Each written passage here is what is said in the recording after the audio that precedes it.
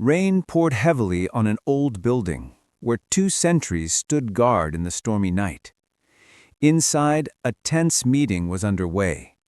The merchant Jeok Leebong sat opposite an assassin.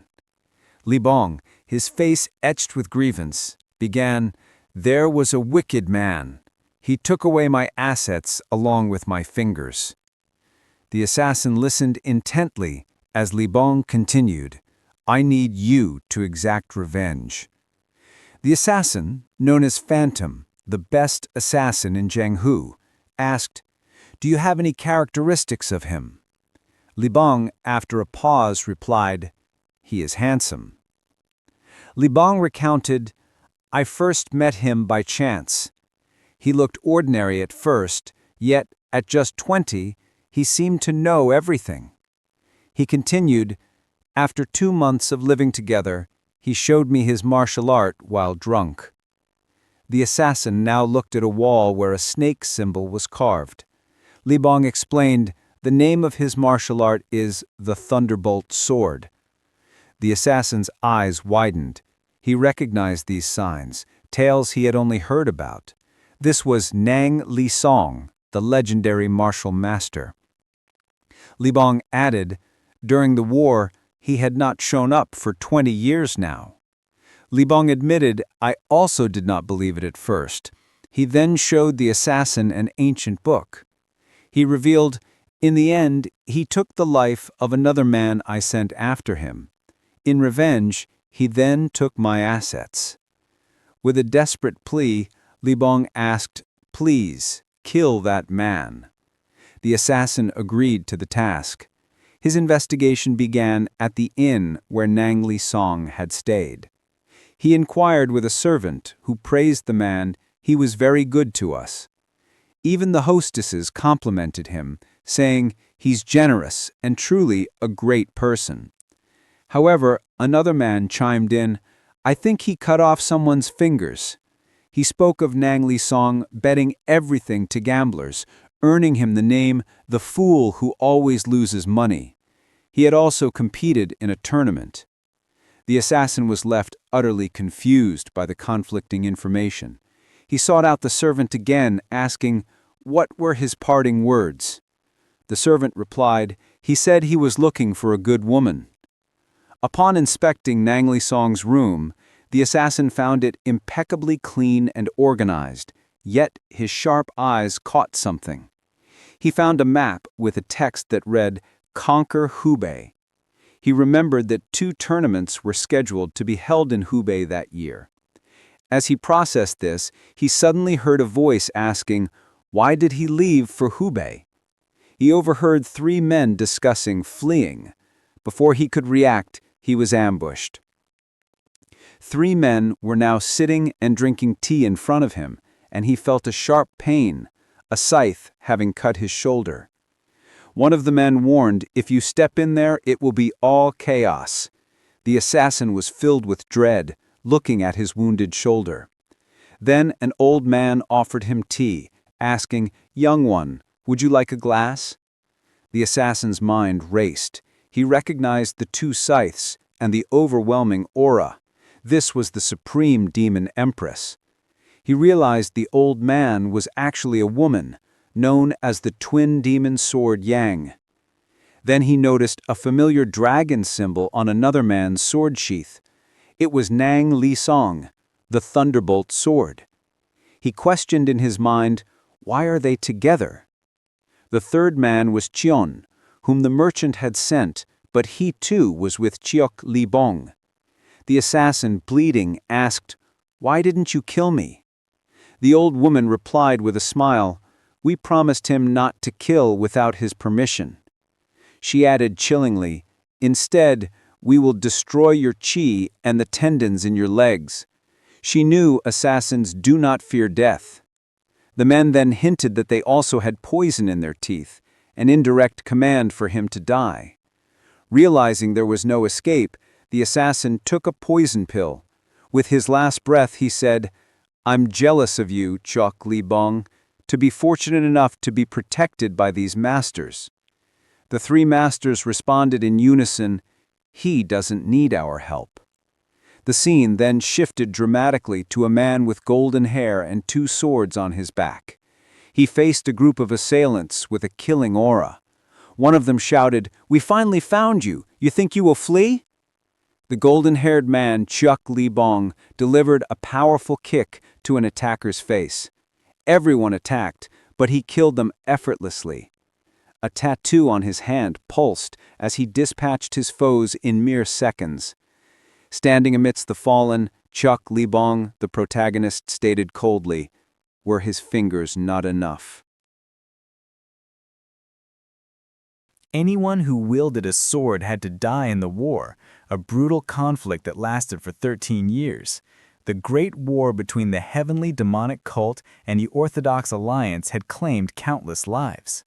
Blood splattered across the battlefields where an endless stream of bodies piled up, swords broken and stained. However, the war ended suddenly, shrouded in mystery 20 years ago, leaving everyone in doubt. Even 20 years later, the truth about the end of the war remained unspoken. Both the heavenly demonic cult and the Orthodox Alliance had agreed to remain silent. As time passed, new heroes emerged and new things happened. Yet some families had fallen during the war, their names tarnished or forgotten. One young woman, Charyeon, was seen practicing her sword in a desolate area, the wind whipping around her. Despite her efforts, she felt strangely like she was not improving. She was determined to restore her clan's name, which had suffered greatly during the war. Later, Charyeon was approached by her older sister, Jianghu, and her husband, Baek. Charyeon, looking wary, asked, "What brings you two here?" Hwaryeon replied, "Someone has arrived, someone who wants to compete with you." Hwaryeon explained that among the martial artists, two tournaments were highly anticipated this year, the Heavenly Tournament for individuals and the Dragon and Phoenix Tournament for pairs, celebrating rising talent. The visitor had specifically requested Charyeon for the Dragon and Phoenix Tournament, a couples competition. Charyeon's expression darkened, thinking, "Why would I have to compete with some weirdo?" She firmly stated, "No way I'm doing this." Hwaryeon pressed on, reminding Charyeon of her desire to bring honor to their clan, explaining that selection for the tournament would achieve that. But Charyeon was resolute. She got up and walked away, telling her sister, "You do it yourself if you want to bring honor to the clan." Behind her, Baek confronted his wife, saying, "Did you not hear that? She is not interested." Later, in the bustling market, Charyeon overheard people gossiping. "Did you hear that Merchant Jin lost another finger?" one man whispered. Charyeon observed the scene, her thoughts turning to the Jongsin. What if the Jongsin are plotting something against us again, she wondered. In the distance, two men were arguing intensely, their faces red with anger. Schemes and dirty tricks dominate Jianghu, Charyeon thought, feeling a sense of disillusionment. She watched the two men almost come to blows, then her gaze drifted to a street play reenacting the Great War. The audience murmured that no one truly knew the ending. As she pondered this, a man standing behind her said, "I have similar thoughts." It was Jeok Leebong, the protagonist. He continued, "The heavenly demonic 9-calamity technique is invincible in one-on-one combat." He added, "The great war between the heavenly demonic cult and Orthodox Alliance did not end in such a trivial manner." Charyeon looked at him, puzzled. What is up with this guy? Jeok Leebong then asked her, "I'm new to Wuhan. Could you show me a good spot for a drink?" Charyeon eyed him suspiciously, thinking, what kind of trick is he planning with that face? She dismissively told him, "But you are still living in this Jianghu," and then turned and walked away. They went in opposite directions, Jeok Leebong watching her go, a thoughtful expression on his face. Jeok Leebong looked around at the many people, thinking, so many people here, let us see what this tournament is about. Later, at the Hwayoung Inn, the place was completely crowded. People inside were excitedly discussing the Dragon and Phoenix tournament and speculating about potential winners. Suddenly, Charyeon entered, her sword hilt visible, observing the throng. A waiter approached her, asking, "What would you like, lady?" She replied, "Just a drink." The waiter informed her, Only the special seats are left. Come this way, lady. He added with a smile, we are your best, so we will give you a discount. Everyone in the inn looked at Charyeon, with some murmuring, she's the best. Charyeon, annoyed by the attention, thought, who spread those rumors? As she entered the special room, she found Jeok Leebong already seated, surrounded by an astonishing array of food. He greeted her warmly, we met again. If I knew, we would have come together. Charyeon's expression was gloomy as she muttered, my luck is bad. Jeok Leebong, still eating from the feast on his table, asked her, how do you participate in this tournament? Charyeon looked at the mountain of food, thinking, has he been starving for days? She then asked out loud, are you not seriously thinking of participating? Jeok Leebong chuckled, of course, pretty girls will be there, and I have a face that girls quite like. He boasted, I've been traveling since I was 10 years old, and girls have chased me everywhere. Charyeon thought, he is acting differently than before. He continued, I think I know a beautiful girl who is good in this area. He then added, she is my mother. Charyeon was utterly shocked, exclaiming, your mother? Jeok Leebong, with a serious face, asked, are you disrespecting my mother because she is old?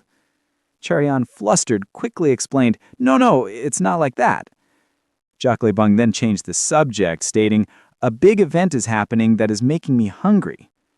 Charyeon asked, is it because of the tournament? He dismissed the idea, replying, not that. I will win that, definitely. He then declared confidently, I'm thinking of conquering Hubei this year. Charyeon was shocked by his audacity. He added, and there are more things to do. Charyeon, recovering, retorted, you are pretty boastful to conquer Hubei. Just then, a man with red hair entered, greeting Charyeon, it has been a while, lady. This was Jong In-chul, a leading young man of the Jongsin clan. He invited her, let us have a drink. A young woman, Jong In-ha, his younger sister, followed him, asking, here? Jong In-chul then asked Charyeon, how have you been, lady? Charyeon's face tightened as she thought, his habit of scanning me is bad. I want to hit him. Jong In-chul then focused on Jeok Leebong, remarking, looks like there's someone else here. He dropped a gold coin onto Jeok Leebong's table, declaring, it's for the bill. With a harsh tone, he added, if you are done, please leave. Jeok Leebong looked up at him, his expression unreadable.